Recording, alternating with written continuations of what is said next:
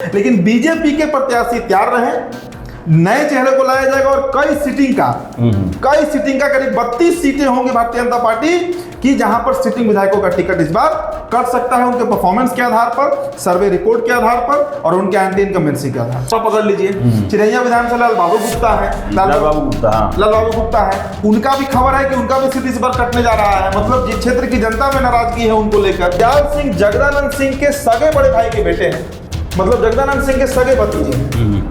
हालांकि वो है भारतीय जनता पार्टी में, राजनाथ सिंह ने उनको पार्टी ज्वाइन कराया था, लेकिन अगर वो सीट लोजपा को जाता है तो ये संभावना जताई जा रही है, कही जा रही है कि वहां से अमर दयाल सिंह फाइट कर सकते हैं। इस बार फिर से प्रदीप दुबे इस बार प्रयास में है कि उनको टिकट मिले, लेकिन हमारे पास जो इन्फॉर्मेशन है, कोई भी प्रत्याशी जो चुनाव लड़कर हार चुका है उस पर इस बार बहुत परहेज करेगी भारतीय जनता पार्टी वैसे प्रत्याशी को टिकट देने में। और सीट अगर पूछिएगा तो मोतिहारी में वो है प्रमोद कुमार है ना, उनका सीट भी कटने का 25 साल से विधायक, 20 साल से हैं, ये चौथा पांचवा बार जीते हैं, तो उनका भी परफॉर्मेंस इस बार क्षेत्र में मतलब रिपोर्ट सही नहीं बता रहा है। आप एक और सीट पकड़िए, बैकुंठपुर, गोपालगंज का सीट है बैकुंठपुर, वहां से मिथिलेश तिवारी 2020 में चुनाव लड़े थे और वहां से मंजीत सिंह लड़े थे निर्दलीय, लेकिन इंटरनली उनको जेडीयू का सपोर्ट मिला, मिथिलेश तिवारी से 1.5 गुना वोट लेकर चले आए। तो वो सीट पर भी भारतीय जनता पार्टी वैसे प्रत्याशियों से, लेकिन इस बार बीजेपी वॉर वोट पे चुनाव लड़ रही है। देखिए मैं कई राज्यों का उदाहरण देता हूं बार बार, ऐसे राज्य जहां भारतीय जनता पार्टी का ना कोई वजूद रहा, ना उनका कोई वोट बेस रहा, ना उनका कैडर रहा, लेकिन उन राज्यों में आज बीजेपी के मुख्यमंत्री हैं। आसाम देख लीजिए, त्रिपुरा देख लीजिए, नॉर्थ ईस्ट में कई राज्य हो गए। आप हरियाणा देख लीजिए जहां भारतीय जनता पार्टी तीसरे नंबर की पार्टी थी, आज तीसरी बार सरकार बना ली। महाराष्ट्र भी रिसेंट इलेक्शन हुआ, 27 सालों के बाद दिल्ली में वापसी हुई है, लेकिन बिहार अभी तक असाध्य राज्य बीजेपी के लिए बना हुआ है। नमस्कार, आप देख रहे हैं द बिहार टॉप में हूं आदेशपुरी। 2025 बिहार में चुनाव का साल है और चुनाव का समय धीरे धीरे नजदीक आते जा रहा है और यही कारण है कि गोलबंदी शुरू हो गई है। जो विधायक हैं वो अपने टिकट के रिन्यूअल के लिए पार्टी मुख्यालय नेताओं के सामने चक्कर लगाना शुरू कर दिए हैं। लेकिन आपको हम बता दें, अभी सबसे बड़ी पार्टी है बिहार में बीजेपी, 80 विधायक हैं इनके पास, लेकिन इनमें से कई ऐसे विधायक हो सकते हैं, होने वाले हैं, जिसका हम आपको लिस्ट बताएंगे, नाम बताएंगे, जो कि 2025 में बीजेपी के कमल के निशान से चुनाव लड़ने की संभावनाएं खत्म होते जा रही है, यानी कि टिकट कटने की संभावना है। और इसमें बता दें आपको, हम 2 दर्जन से अधिक विधायक हो सकते हैं। हमारे सहयोगी हैं उदित, बता रहे हैं कि किन किन लोगों पर तलवार लटक रही है बीजेपी में, जिनका 2025 के अक्टूबर में होने वाले चुनाव में नाम कट सकता है। तो उदित, बीजेपी हम चर्चा कर रहे हैं, बीजेपी में सुनने में आ रहा है कि सबसे ज्यादा विधायकों के टिकट कटेंगे, वजह क्या है और कौन कौन से ये विधायक हैं?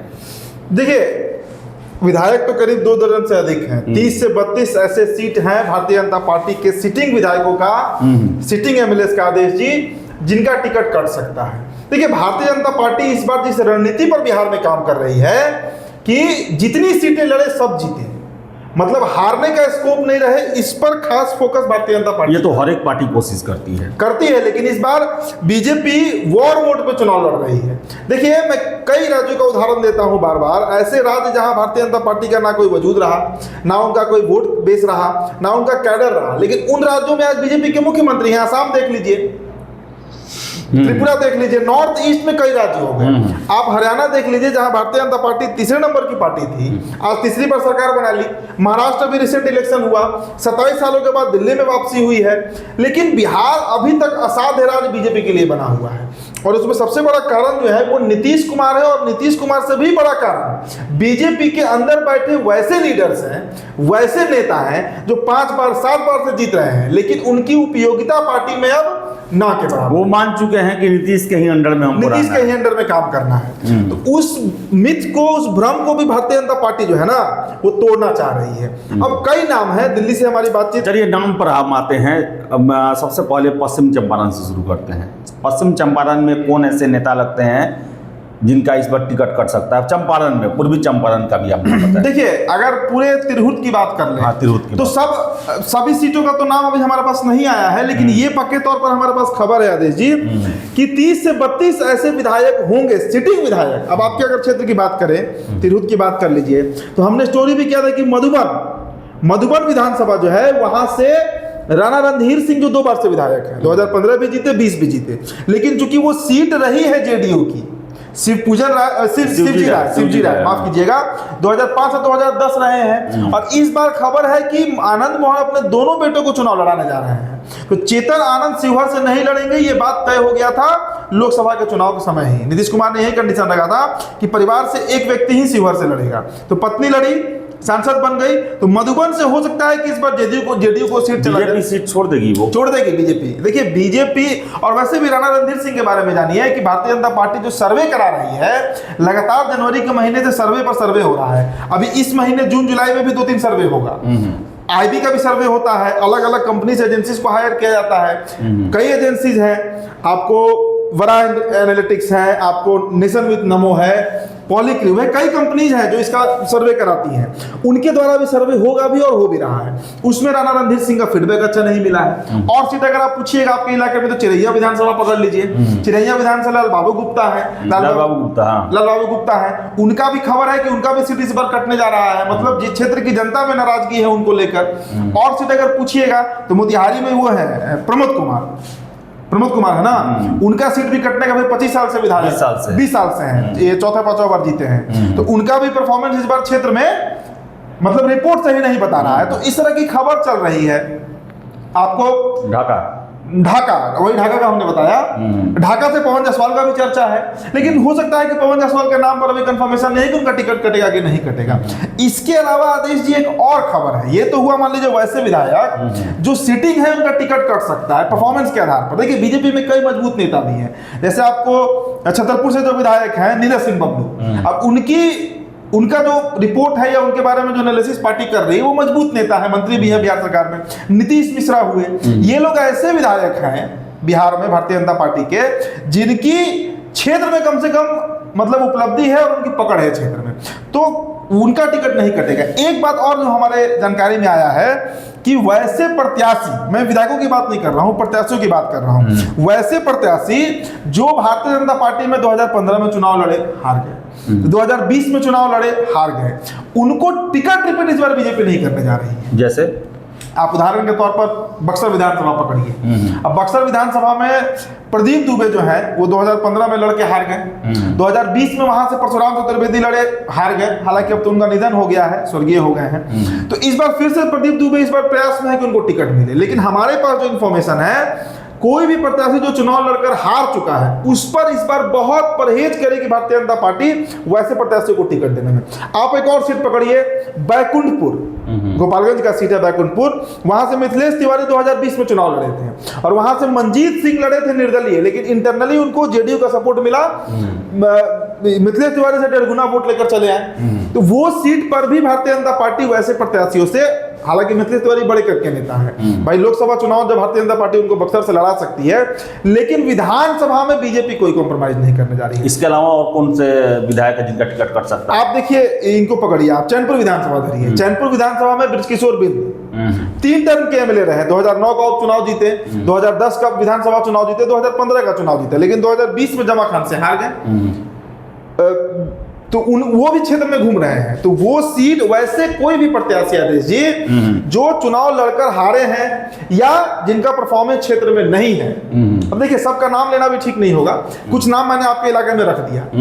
आप शाहबाद की बात कीजिए तो वहां तो बीजेपी का विधायक ही नहीं है। अगर पूरे शाहबाद में आप घूम जाइए तो एक आरा सीट को छोड़ दीजिए, आरा में भी बदलाव हो सकता है, बराड़ा में भी बदलाव हो सकता है, बराड़ा में भी बदलाव हो सकता है। हाँ, अब आप शहरी इलाका पूछिएगा बांकीपुर, तो यहाँ से तो नितिन नवीन ही लड़ेंगे, उसमें बहुत ज्यादा इबट नहीं है। इनका टिकट कुमरार से जो अरुण कुमार सिन्हा है, इनके टिकट पर भी संशय बना हुआ है कि लड़ेंगे कि नहीं लड़ेंगे, इन भी लड़ेंगे कि नहीं लड़ेंगे उस पर भी अभी संशय है। उनका भी टिकट आप कंफर्म मत मानिए, हो सकता है कि उनके जगह पर उनके जो पुत्र हैं जो छात्र चुनाव भी जीते थे आशीष सिन्हा, उनको बीजेपी उतार दे। मतलब भारतीय जनता पार्टी ऐसे चेहरे को उतारना चाह रही है इस बार जो नया है, जो युवा है। अब बक्सर में ही आप पकड़िए, बक्सर में कोई प्रत्याशी है, एक दो नहीं है। विजय मिश्रा अलग घूम रहे हैं, विंध्याचल पाठक अलग घूम रहे हैं, एक नया एंट्री हुआ है बीजेपी में तो नहीं है, राजकुमार चौधरी धनबल वाले व्यक्ति हैं। देखिए लोकसभा चुनाव में शाहाबाद मुरादाबाद रेंज जो है वो बीजेपी को साफ पूरी तरह से रन आउट कर दिया। बिल्कुल बिल्कुल बिल्कुल। चारों के चारों सीट वो लोग हार गए, जो कि दावेदार 22 में 19 सीट हारी थी। ये लगातार जो परफॉर्मेंस है, तो क्या रोहतास हुआ, और भी जिले हैं, रोहतास है, कैमूर है, फिर से आपको आरा है जी। तो यहाँ पर भी आप जो प्रत्याशी पहले से रहे हैं, क्या उसमें परिवर्तन देख रहे हैं, क्या नए चेहरों को मौका दिया? देखिए शाहबाद में तो मुझे जहां तक मेरे इन्फॉर्मेशन है, मेरे पास जानकारी जो है, मेरे पास यही जानकारी है कि शाहबाद के 22 सीट पर न सिर्फ बीजेपी, अब आप कराहगर विधानसभा पकड़िए, कराहगर में वशिष्ठ सिंह चुनाव लड़ रहे थे 2020 में, वो हार गए और वहां से वो कांग्रेस के मिश्रा जी जीत गए। देखिए उनका नाम मैं अभी भूल रहा हूँ, कांग्रेस के मतलब विधायक वहां पर जीत गए। तो इस बार वशिष्ठ सिंह पूरा हाथ पैर मार रहे हैं, पूरा हाथ पैर मार रहे हैं कि उनको टिकट मिले, लेकिन बहुत कम उम्मीद है कि कराहगर से वशिष्ठ सिंह लड़ेंगे। देखिए पूरा इंडिया में रिकॉर्ड होगा, हर सीट आप कोई सीट पकड़ लीजिए, आप ससराम पकड़ लीजिए आप, हालांकि देखिए तरारी में तो अभी नए जीते हैं तरारी में, तो वहां से वो टिकट रिपीट हो सकता है। आप मगध डिवीजन में पकड़िए, गया से लेकर जहानाबाद से लेकर जो पूरा इलाका है, देखिए मेरे पास भारतीय जनता पार्टी की तरफ से जो खबर मिल रही है वो यही है कि बीजेपी इस बार कोई एक्सपेरिमेंट के मूड में नहीं है, कोई ट्रायल नहीं खेलेगी कि फलाना बाबू लड़े थे तो फिर से उनको टिकट दे दिया जाए। ये इस गलतफहमी में कोई प्रत्याशी ना रहे, नए चेहरे को उतारेगी भारतीय जनता पार्टी।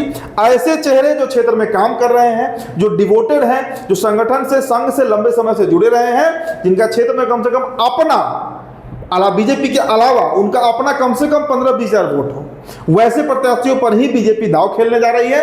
इस मुगालते में बीजेपी का कोई नेता नहीं रहे और जाति पाति से सभी कास्ट का अवदीप, कितने सीट ऐसे हो सकते हैं जो कि गठबंधन के चलते, अब तो इस बार तो है कि चिराग पासवान की भी पार्टी रहेगी, फिर से जदयू और बीजेपी में भी हमेशा चेंज सीट को लेकर जो है चेंजिंग होते रहता है, इससे कि अब चिराग पासवान के आने से एक जो गोविंदगंज का जो सीट है वो उस पर एक बहुत बड़ा फैसला होना बाकी है, क्योंकि वहाँ पर जो राजू तिवारी हैं वो, हाँ, प्रदेश अध्यक्ष, वो वहाँ से रहे हैं। लेकिन पिछली बार जो हुआ कि एक वही सीट था जहाँ पर लोजपा भी था और बीजेपी भी था, तो उसको लेकर इस बार क्या होगा, दिनारा सीट को लेकर क्या होगा, ये सब बहुत महत्वपूर्ण है। देखिए अभी दिनारा भी मेरे दिमाग में आ रहा था, आपने नाम उसका रख ही दिया।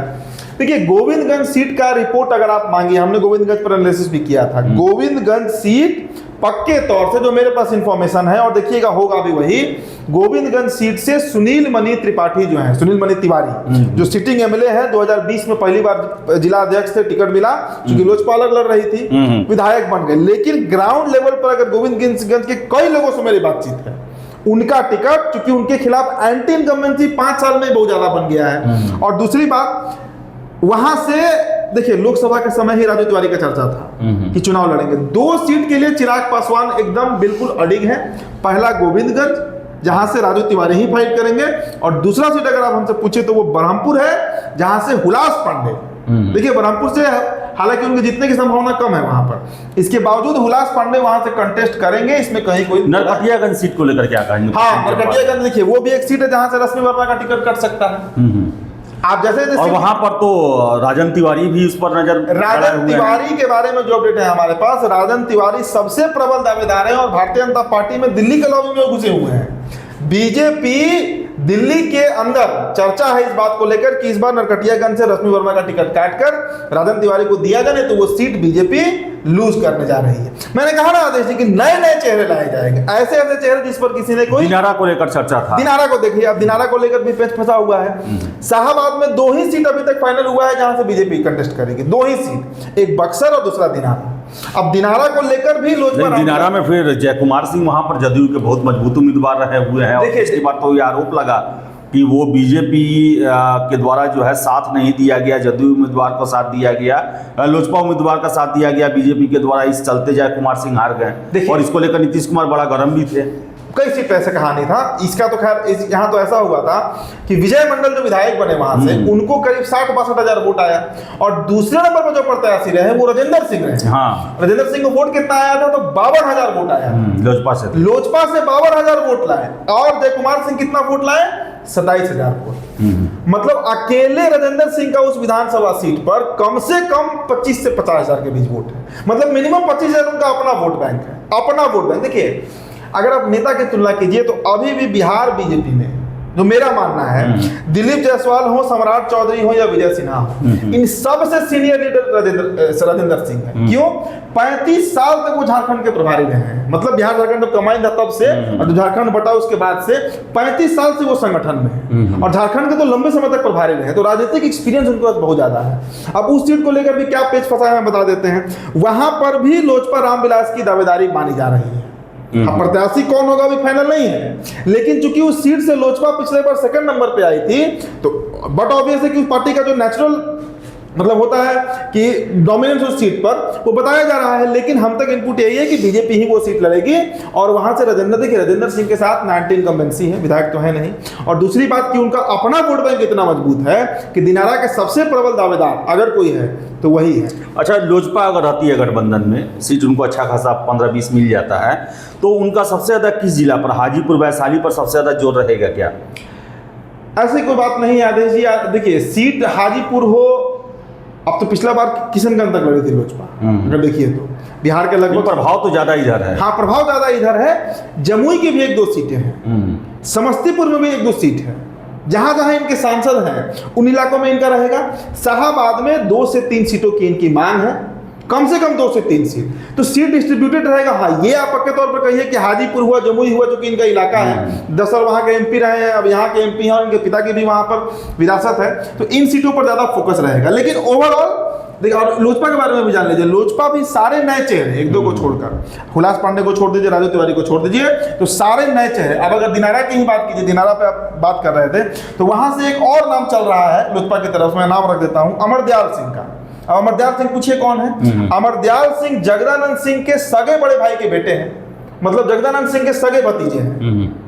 हालांकि वो है भारतीय जनता पार्टी में, राजनाथ सिंह ने उनको पार्टी ज्वाइन कराया था, लेकिन अगर वो सीट लोजपा को जाता है तो ये संभावना जताई जा रही है, कही जा रही है कि वहां से अमरदयाल सिंह भी फाइट कर सकते हैं। तो नए नए चेहरे इस बार बिहार में देखने को मिलेंगे, जिन पर किसी का कोई उम्मीद नहीं है। कई चेहरे हो सकते हैं। क्या ऐसा इसमें हो सकता है कि भले ही जदयू के प्रत्याशी हो या लोजपा के प्रत्याशी हो, लेकिन प्रभाव उस पर बीजेपी का ज्यादा हो? हाँ, इसकी भी चर्चा है कि देखिए, औपचारिक तरीके से अभी जो मैंने पिछला स्टोरी किया, पिछला वीडियो किया, उसमें हमने सीट शेयरिंग पर बात किया कि 100 सीट पर बीजेपी, 100 सीट पर जेडीयू, 20 से 22 सीटों पर लोजपा, और बाकी जो 20 सीट है उसमें 10-10 सीट पर मांझी जी और कुशवाहा जी लड़ेंगे। लेकिन एक इनपुट ये भी है हमारे पास कि ऑफिशियली बीजेपी 100 सीटों पर लड़ेगी, मतलब जो ऑन पेपर रहेगा ऑफिशियली। लेकिन अनऑफिशियली ऐसी कई पार्टियां होंगी, अब हमने अमरदयाल सिंह का ही रेफरेंस दिया आपको, ऐसे कई प्रत्याशी हो सकते हैं आदेश जी जो लड़ेंगे दूसरे के सिंबल पे, लेकिन उनका झुकाव भारतीय जनता पार्टी की तरफ रहेगा, और जब जरूरत पड़ेगा बीजेपी को तो वो उस अलायंस में आराम से जा सकते हैं। बीजेपी की तरफ उनका झुकाव होगा जब जरूरत पड़ेगी, तब जो वीआईपी के साथ हुआ था वैसे वही हो सकता है कि मिश्री लाल यादव, सवर्णा सिंह, राजू सिंह साहेबगंज वाले सब लोग बीजेपी चला गया, वो संभावना है, चुनाव की बात है। लेकिन बीजेपी के प्रत्याशी तैयार रहे, नए चेहरे को लाया जाएगा, और कई सीटिंग का करीब 32 सीटें होंगी भारतीय जनता पार्टी की, जहां पर सिटिंग विधायकों का टिकट इस बार कट सकता है, उनके परफॉर्मेंस के आधार पर, सर्वे रिपोर्ट के आधार पर, और उनके एंटी इनकम्बेंसी के आधार पर। तो बता दें आपको 2025 चुनाव, और ऐसा होता है हर एक चुनाव में बहुत सारे जो विधायक होते हैं उनका टिकट कटता है, लेकिन इस बार सबसे ज़्यादा संभावना जो है वो बीजेपी विधायकों के टिकट कटने की बन रही है, क्योंकि सबसे ज़्यादा बीजेपी में ही है। और बीजेपी बता दें आपको कि इस बार कोई भी रिस्क लेना नहीं चाहती है बिहार चुनाव में, और इस बार सीधे टारगेट है कि उनका सरकार बने, बीजेपी का मुख्यमंत्री बिहार में स्थापित हो, क्योंकि बहुत ऐसे राज्य रहे जहां पर मुश्किल था, वहां पर बीजेपी ने अपना फतह किया, उन राज्यों को अपना मुख्यमंत्री बनाया। लेकिन बिहार ही ऐसा राज्य है जहां पर वोटर सबसे ज़्यादा बीजेपी के हैं, लेकिन आज तक इसका मुख्यमंत्री नहीं बन पाया। तो देखिए क्या होता है, ये सब संभावनाएं थी, और टिकट कटते हैं, और इस बार भी टिकट कटना तय है हर एक दल से। तो फिलहाल इस वीडियो में इतना ही। वीडियो पसंद है लाइक शेयर करें, हमारे चैनल द बिहार टॉप को सब्सक्राइब जरूर कर लें। धन्यवाद।